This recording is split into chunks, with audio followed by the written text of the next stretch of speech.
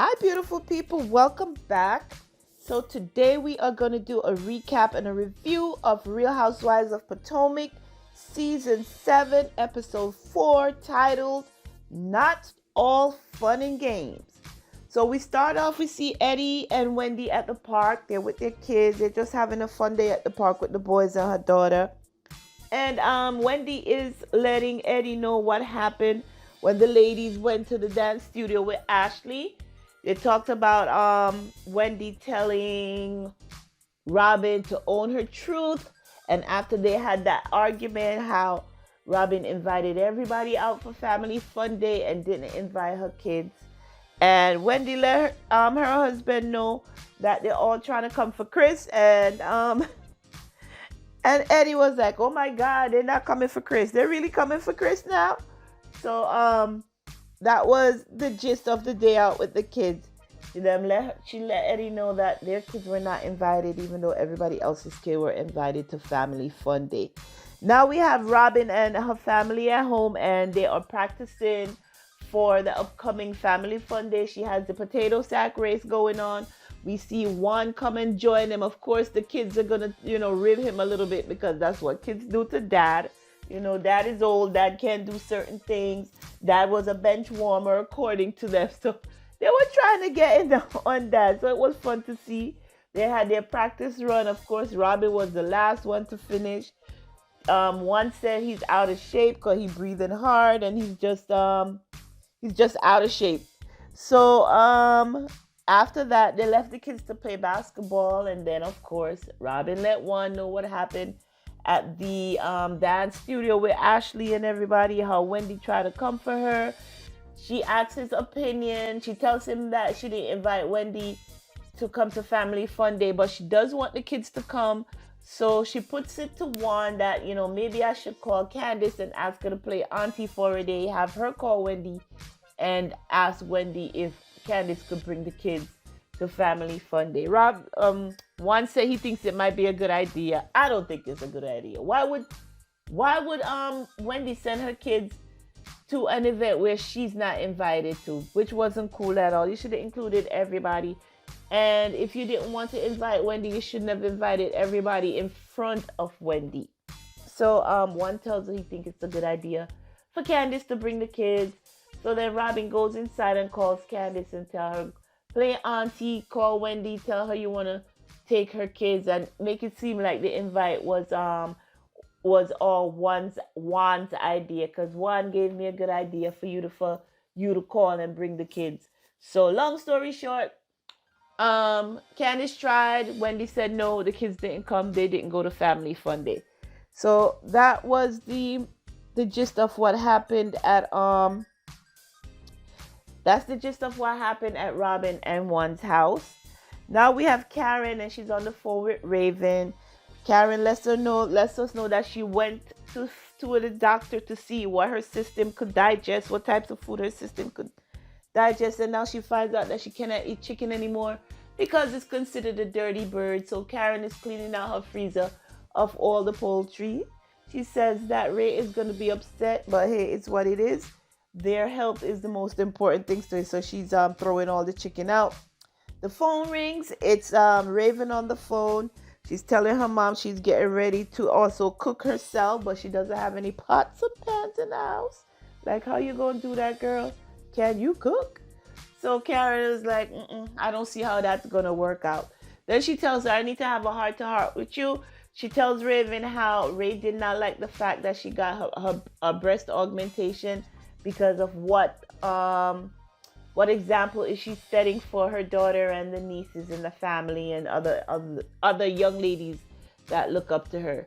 So Karen lets us know that her and Raven talk almost daily, and they talk about adult things, so she is not even worried about that where Raven is concerned. So that was the gist of the conversation with Raven and Karen. Now we have Ashley at home, and we see her friend / publicist comes over. Her name is Auntie. I think that's how you pronounce it. Auntie. So she's talking to Ashley about what's going on with her and Michael. So Ashley lets her know, listen, I want to be able to put out a statement because, I want it to come from us regarding what is going on. So she tells her, I've written a statement, and Ashley read it to Auntie, and they decided that they would put it out in April just before Mother's Day. And it's a statement regarding the separation. So they came to an agreement with that, and then it was left at that. Now we have Family Fun Day, the event of the episode. We have everybody arrive. We see Robyn arrive with her sons and a friend. They unload the car and set up. And we have Gizelle coming. It's her and Grace. The other two young ladies, they didn't come with her. So it was just her and Grace on this trip. We have Mia and her family.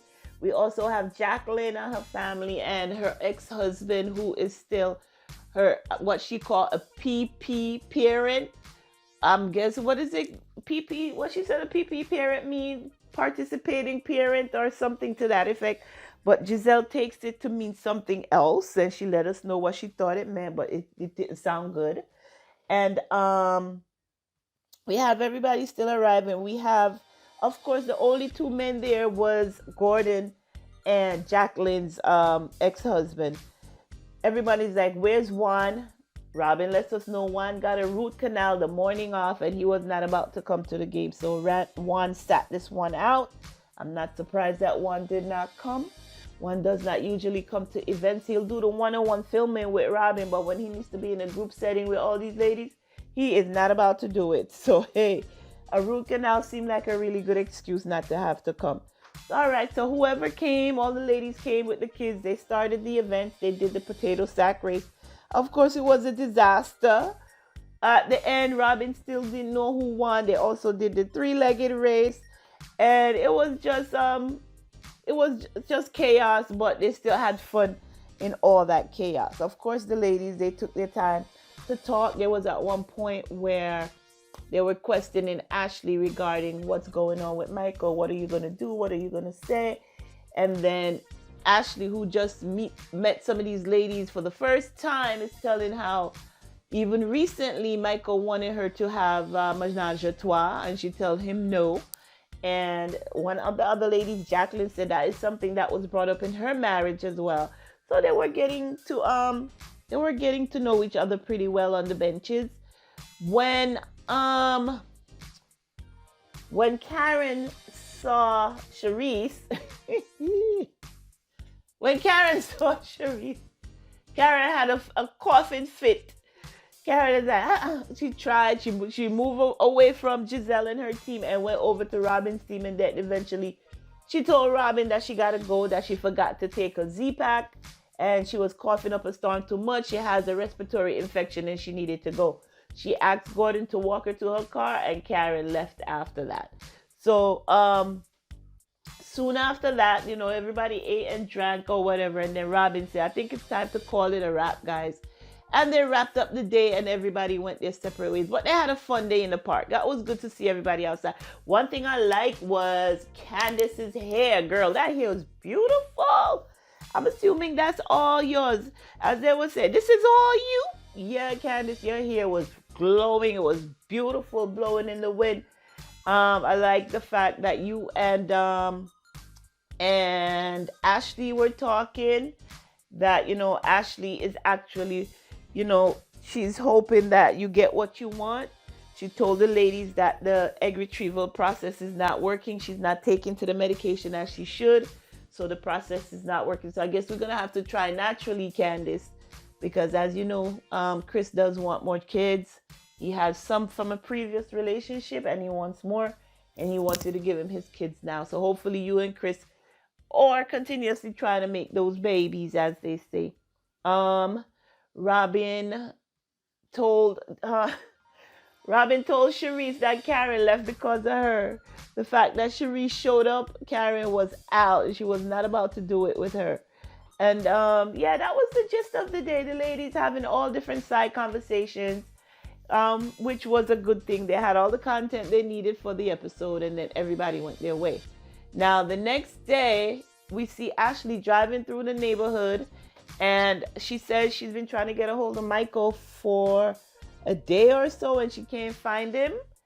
And one other thing that happened when they were at the park. I forgot who asked her a question, and actually let everybody know that Michael, at that very moment they were at the park, was out getting a vasectomy. And everybody was like, why? Why is he doing that if you guys are getting a divorce? She said because Michael thinks that Ashley's trying to get pregnant by him, so he wants to make sure that it doesn't happen. Because as you guys know, they're still intimate with each other. So he wants to make sure that Ashley doesn't have another baby. I don't think Michael actually got that done. I don't think he got it done. I just think he's doing that to manipulate Ashley because he knows that Ashley wants more children, even though they're getting divorced. I don't know. It's a crazy thing. Is Ashley really getting divorced, or now are she just doing it for a storyline? I honestly think it's for a storyline. And the fact that Michael doesn't have to be on film, but she's still able to film. And without everybody asking, where's Michael? Where's Michael? So you tell people you're getting a divorce, therefore they won't ask where Michael is, because you can't expect him to show up if they're not a couple. So I think Ashley is doing this for a storyline. But yeah, that's where we are at the park. Now, a little while later, Ashley's driving through the neighborhood and she's letting us know that she's been looking for Michael and he is not responding to her phone call. She said at one point she thought he was on a plane somewhere and, he hasn't landed yet. However, with her driving around in the neighborhood, we start hearing pings coming off her phone. And as it turns out, somebody had leaked the story to the blogs about their divorce. So before Ashley has a chance to actually tell what's going on, somebody else has put it out there that her and Michael are getting a divorce. So she called her publicist, and the publicist suggests that, okay, that statement that you wrote, I think it's best that we put it out right now in order to try and control this. Because Ashley said she was waiting to talk to Michael to get his okay to put the statement out, but he's not responded. So she told the publicist, go ahead and do it. I'll deal with Michael and whatever comes of it. So, that's how it went. This publicist said, they're making Ashley seems like an angel and they're demonizing Michael, and that's not how it is. And that's not how they want to put him and make him look out there. So Ashley told her, go ahead and release the statement and then we'll deal with it after. And that is where the episode ended. So I think in the next episode, what's coming up is they're going to talk about Chris some more, about him, owing Gizelle an apology, as these ladies think. I think Wendy is really going to confront Robyn about her behavior towards her and her children. And there's some other stuff. And I also think they're going to confront Karen about her trying to avoid Charisse at all costs. She will not be in a film. She will not be in a conversation with Charisse. So that's where we are with the episode. And that is my review of Real Housewives of Potomac Season 7, Episode 4, titled Not All Fun and Games. Until next time, guys, be sure to take care of yourselves and your families. Bye-bye.